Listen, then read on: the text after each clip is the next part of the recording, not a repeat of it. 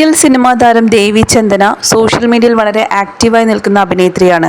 എന്നാൽ ഓണക്കാലത്തൊന്നും ദേവി ചന്ദനയെ എവിടെയും കണ്ടിട്ടില്ല. അന്നു മുതൽ താരത്തിന് എന്ത് സംഭവിച്ചു, എവിടെ പോയി എന്നത് ആളുകൾ അന്വേഷിക്കുന്നുണ്ട്. ഇപ്പോഴിതാ അതിനുള്ള മറുപടിയുമായി എത്തിയിരിക്കുകയാണ് നടി. ഒരു മാസക്കാലത്തോളം താൻ ആശുപത്രിയിൽ തന്നെയായിരുന്നുവെന്നും ഹെപ്പറ്റൈറ്റിസ് എ പിടിപെട്ട് ICUവിലായിരുന്നുവെന്നും ദേവി ചന്ദന തൻ്റെ യൂട്യൂബ് ചാനലിൽ പങ്കിട്ട പുതിയ വീഡിയോയിൽ പറഞ്ഞു. ഓണത്തിന് വീഡിയോ ഒന്നും കണ്ടില്ലല്ലോ, എവിടെ ആയിരുന്നുവെന്ന് ഒരുപാട് പേർ ചോദിച്ചു. സത്യം പറഞ്ഞാൽ ഒരു മാസമായി ആശുപത്രിയിലായിരുന്നു. ശ്വാസമുട്ടലെന്ന് പറഞ്ഞ് വെച്ചുകൊണ്ടിരുന്നു. ആശുപത്രിയിൽ ചെന്ന് കഴിഞ്ഞപ്പോഴാണ് അത് ഹെപ്പറ്റൈറ്റിസ് എ ആണെന്ന് കണ്ടെത്തിയത്.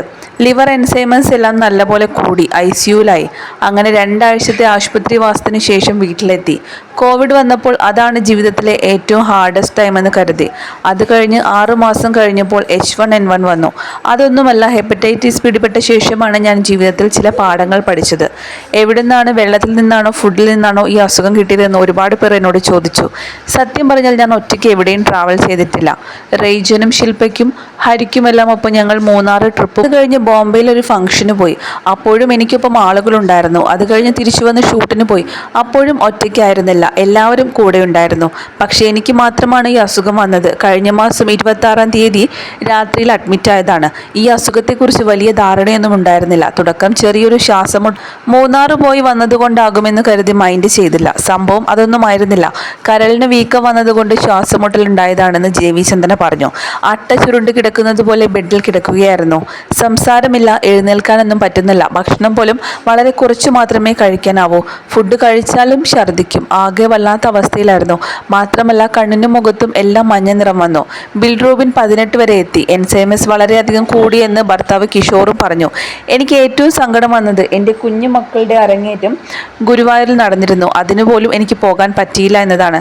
പല പ്രോഗ്രാമുകൾക്കും പോകാൻ പറ്റിയില്ല. ഫോൺ പോലും 3 ആഴ്ച കയ്യിൽ എടുത്തിട്ടില്ല. പിന്നെ മറ്റൊരു വിഷമമുണ്ടായത് ചെല്ലാമെന്നേറ്റ പ്രോഗ്രാമുകൾക്ക് വരാൻ പറ്റില്ല, അസുഖമാണ്, ആശുപത്രിയിലാണെന്ന് പറഞ്ഞപ്പോൾ അവർ പലരും അതെല്ലാം ലാഘവത്തോടെ കേട്ട് പ്രതികരിച്ചതാണ്. ഇപ്പോഴും ലിവർ പഴയ രീതിയിലേക്ക് വന്നില്ല. വളരെ കെയർ ചെയ്താണ് ഞാൻ ജീവിക്കുന്നത്.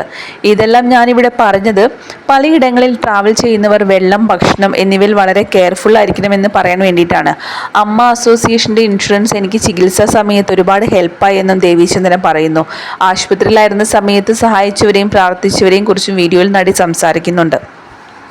അതുകൊണ്ട് തന്നെ എല്ലാവരും ആരോഗ്യകാര്യത്തിൽ വളരെയധികം ശ്രദ്ധാലുക്കളായിരിക്കണമെന്നും ഇങ്ങനൊരു അവസ്ഥ മറ്റാർക്കും ഉണ്ടാകാതിരിക്കാനാണ് താൻ പ്രാർത്ഥിക്കുന്നതെന്നും ദേവി ചന്ദന പറഞ്ഞു.